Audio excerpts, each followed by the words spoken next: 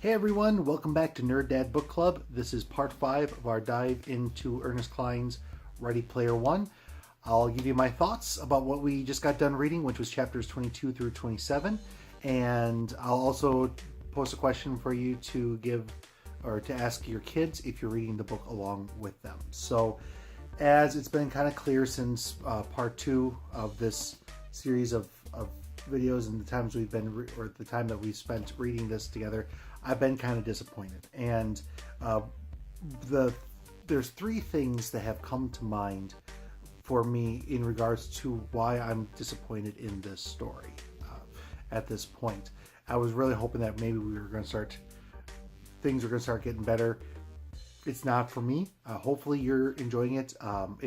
If you are, leave a comment below. Tell me why you're enjoying it. If you're not, if it's reasons that I've given in the past, write that. If it's something different, please make comments below in regards to that as well. But here's the 3 big things that have been bugging me. One, I've already kind of mentioned in the past, is in regards to how there's a complete lack of the hacker world in this story. Even though everything is technology based and everybody's linked into computer system, there's the fact that there isn't anybody that is hacking the game or tracking people within the game by manipulating software. For a society that's so dependent on this game, it's crazy to me to think that nobody would be trying to manipulate it, especially when every time you turn on the news, there's some type of hacking issue, whether it's with financial agencies or retail stores or government bodies themselves. There's people that are hacking computers, and yet there's no hacking in this. And really also, like, the one organization that you'd think would have the power to do the most hacking, the IOI, the bad guys, the big corporate bad guy in the story, they do very little. I mean, we do have a new when Wade meets one of the 2 gunters from Japan, and we find out that the second one had died because they found his apartment and taken him out. That I'm surprised there's only really been 2 incidences in this story, when Wade's tower was destroyed and now this, that the IOI hasn't been doing this more often, and that's so surprising to me that it's not surprising, it's unbelievable to me that a society that's built around finding, or that's so dedicated to this game, wouldn't have a seedy underbelly that would be doing such activity. So that really bugs me. And along the same lines, there's the second point I want to make. The second and third, I'm going to make reference to either another series of books or other forms of entertainment that have kind of tackled similar things. As I was mentioning, in these chapters, we found out that IOI agents had found one of the 2 players from Japan and had killed him. And the fact that these players are always wired into the games and how vulnerable they are to outside sources really hasn't been explored in the story at all. And I think of a series of movies that kind of dealt with a similar reliance on artificial intelligence and artificial societies and virtual reality is The Matrix. And yes, while there was a lot of things that happened within in the virtual world, they also did a lot of covering what's happening outside of it. Especially in the first movie, you see a lot of times how important it is to protect the people that are plugged into the game from outside sources.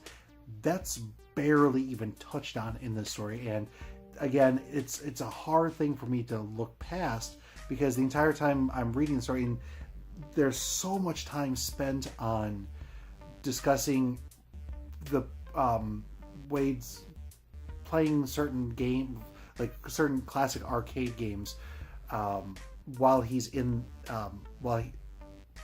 playing the Oasis game, and how much detail it goes into that, and yet there's very little detail of what's going on in the outside world while he's doing this. and how vulnerable he would be. So that's something that I really have a hard time getting past when I'm reading the story. Second thing that I want to, my third point and my second comparison to another piece of entertainment would be Suzanne Collins' Hunger Games trilogy. And the reason I bring this up, not so much the post-apocalyptic society that's created in this book as compared to with Ready Player One, but the way that Miss Collins' series of books talks about the journey and the fight, and both the Hunger Games and just over once later on in the story when they attack the Capitol, the journey from point A to point B. Every moment of that journey, to me, I was so captivated by, and I invested in how the characters were going to make it from one point to the other, and seeing if they were going to achieve their objective. And especially when you're reading the first book and you know that there's 2 more books to come, you know that certain characters are going to make it. That's obvious, but you still are invested the entire time you're reading it because you don't know how they're going to do it.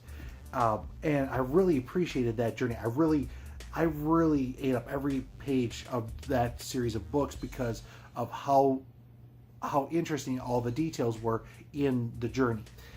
Now, same can't be said for me in this book because, again, he's described, one of the big things that really bugs me is he's playing a video game and then he's playing a video game inside that video game. And the entire time that he's playing it, he's just talking about how he's moving his character around the screen. And that is not intriguing to me at all. When I was talking with my wife about this, she kind of laughed and like, hey, this sounds like every time somebody talks about and making fun of me saying this, when you hear somebody describe how they're playing a video game and how boring those stories usually are. And it's one thing if you're watching somebody play a video game. I know that like Let's Plays are really popular on YouTube and I enjoy watching those as well, but you're getting the visual aspect of it. Having somebody describe how they play a video game just really isn't that interesting, and so much time is being spent talking about that, and knowing the entire time he's plugged into this virtual world, and again, there's no discussion on what's going on in the outside. It's just talking about, I'm playing a video game. Really, that's what the Oasis is he's playing a video game, and that's it. And that's just very uninteresting to me. And the positives I would say I would take out of it is, again, when we're finally unplugged from the Oasis, and there's actually, or we're still in the Oasis, but we're talking about what's going on in the outside world. The 2 Japanese players, and we talk about their journey, and when the IOI breaks into the one person's apartment and takes them out, you hear how that struggle went down and the personal connection that they had. Knowing that we're with Wade the vast majority of the time by himself, and like I've mentioned in the past, he's such an uninteresting character, it's hard to be invested in his journey. That you have no personal connections, and the stakes aren't that high because, again, if you're like me, you don't care about Wade, and there's no other supporting characters to care about during that time. So that small part of the book where they were talking about that final showdown when the one player gets taken out, that was interesting. And now, so that's where I stand with the book. And I wish it was more of that than just Wade playing a video game and just mentioning 8,000 pop culture references. There will be one other thing I want to talk about. Again, it's the thing that a lot of people said why they thought I would enjoy this book so much is because of my love for pop culture. But there's a difference between loving pop culture and the appreciation of pop culture and just making references to it. With how much time is spent playing arcade games and arcade cabinets in general, I'm someone, and I'm going to be writing about this in future things on Nerd Dads. But I love arcade cabinets. I love arcade games, classic arcade games. They're just, not only are the games fun, but the way the cabinets, the classic arcade cabinets, the design of them, the artwork around them, they're the pieces of technology, they're dated piece of technology, and really speak to a certain period of time. But I appreciate that, and I also appreciate the environment that they used to be in at the classic arcades. The glow of the environment. If you see a great way, or a great recent representation of classic arcades, is the first episode of Stranger Things season 2, where the kids are playing in the arcade games, and you get the feel of the entire environment. They really do a really good job capturing that. That's missed in all the references here.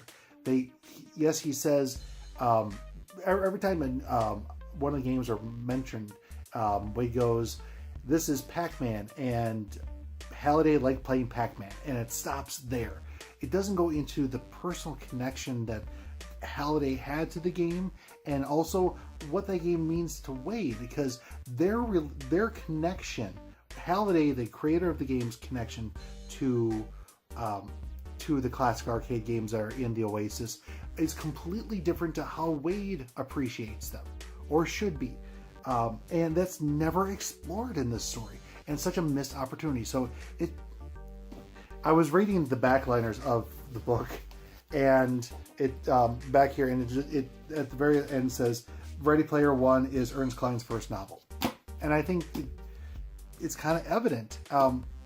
Fortunately for him, this was a huge success for him, but you could tell that there was with so many missed opportunities.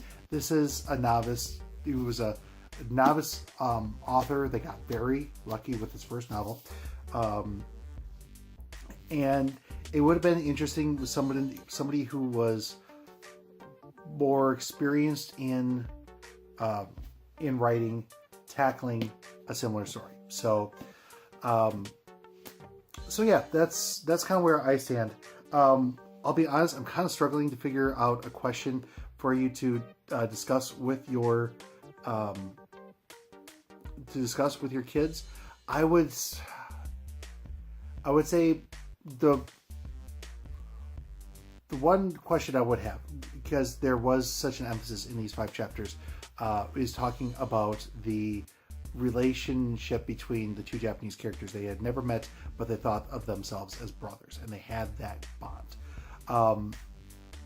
And so the question I would ask you to ask your kids, when I was younger, it was pen pals. That's how you connected with people. And sometimes you never met your pen pals. A lot of times it was a project at school, and you wrote to somebody that you had never met before, and they send you letters back, and you make a connection that way. And in that writing, you made a certain bond. Even though you had never met them before, you don't know what they actually look like, and how much of what they write is true and what's not.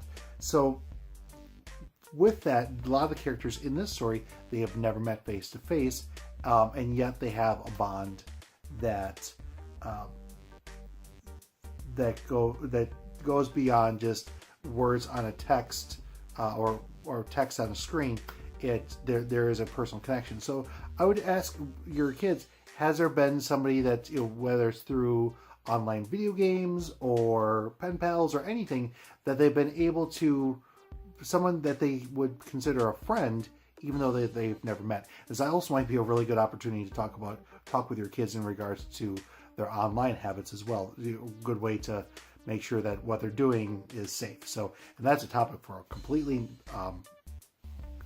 for a whole other day. But yeah, so that's wrapping up part 5 of our journey, looking at where we're going to go next with the book. I'll be honest, I just want to get this thing done. There's other books that I want to tackle, and I'm sure that you're probably sick of me just complaining all the time. So why don't we just, at the end of chapter 27, that's the end of level 2, and now we're on to level 3. Level 3 is the rest of the book. So let's just read from beginning of level 3, which is chapter 28, to the end of the book. And we'll talk about it at that point on how we feel the book ended. and we'll wrap this up with part 6 of the series. So thank you so much for your time, and I will see you again real soon. Bye.